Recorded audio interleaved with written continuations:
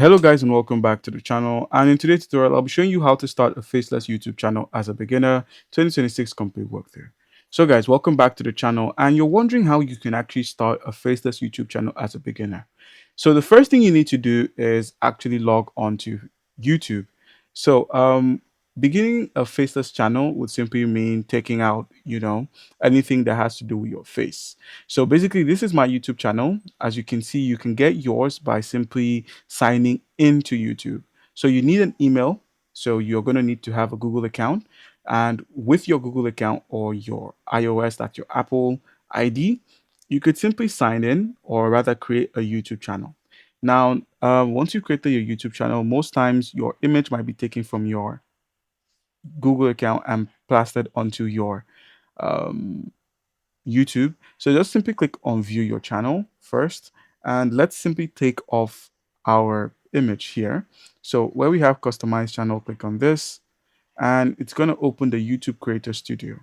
So once the YouTube Creator Studio opens up, just simply replace the placeholder image for your channel there.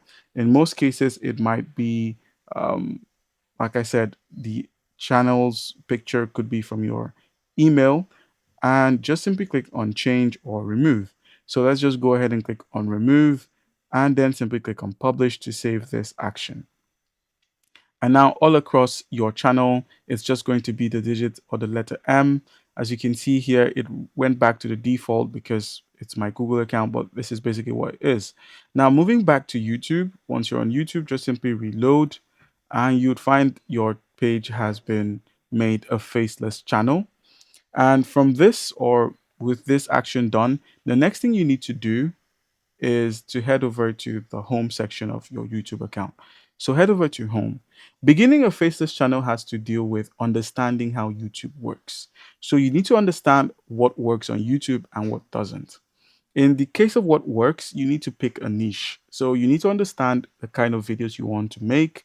Do you want to copy off of big channels like the Premier League, which is an official account, to an official league, a business account, basically? Do you want to copy off of this kind of account? Would you be able to get this kind of thumbnails done, this kind of graphics done, and have this high quality images always available to you? Or would you prefer to have, stick, uh, you know, thumbnails that are easy to use, thumbnails that are easy to create? Would you also like to venture into different niches?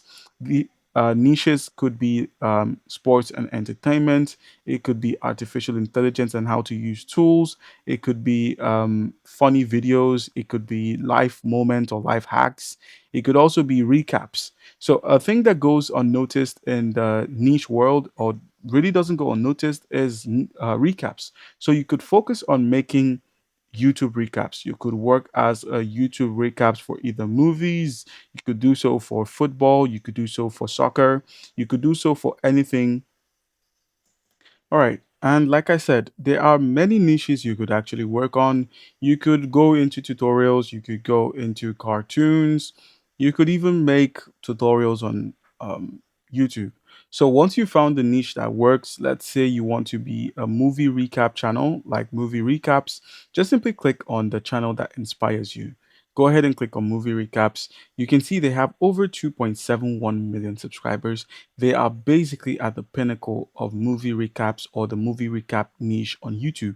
They are the number one channel if you're looking to watch recaps. Now, one thing you need to note here is they are good with thumbnails. They know how to position their thumbnails for views, apart from when they do not. Like cases like this, where 3 weeks ago they had only 53,000, and a month ago they were on 120 just because of this thumbnail here. And if you scroll through, you'll find other thumbnails that are good. You'll find other thumbnails that don't do so well, like this one. And then if you head over to the videos on the YouTube channel, if you head over to the videos, you can see the latest videos are, they post one almost every 3 days.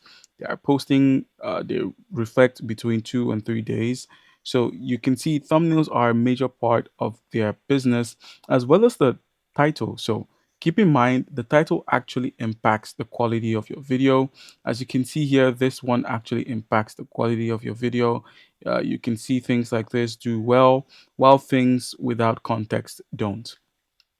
All right, now moving over to their most popular videos, We have over 16 million views on this, 13 on this, 11, and 10. Remember, this isn't a YouTube short channel. This is a long attention this is a long this is a long attention channel, so you need to be, attentive to the stuff here. So they work well with channel retention or audience retention when it comes to um, their recaps. Now, the difference between them and other channels that make recaps is most channels have them as shorts, while they have them as full blown 14 minutes to 16-minute videos, sometimes even exceeding the 16 minutes. All right, so what you need to note is when you play their first video, when you watch their video, you need to make content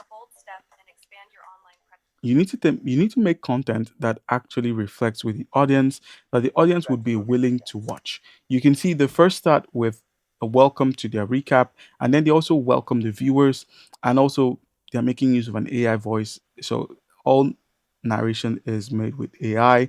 You're not actually going to sit here and watch the entire movie. It's just going to be an AI recap.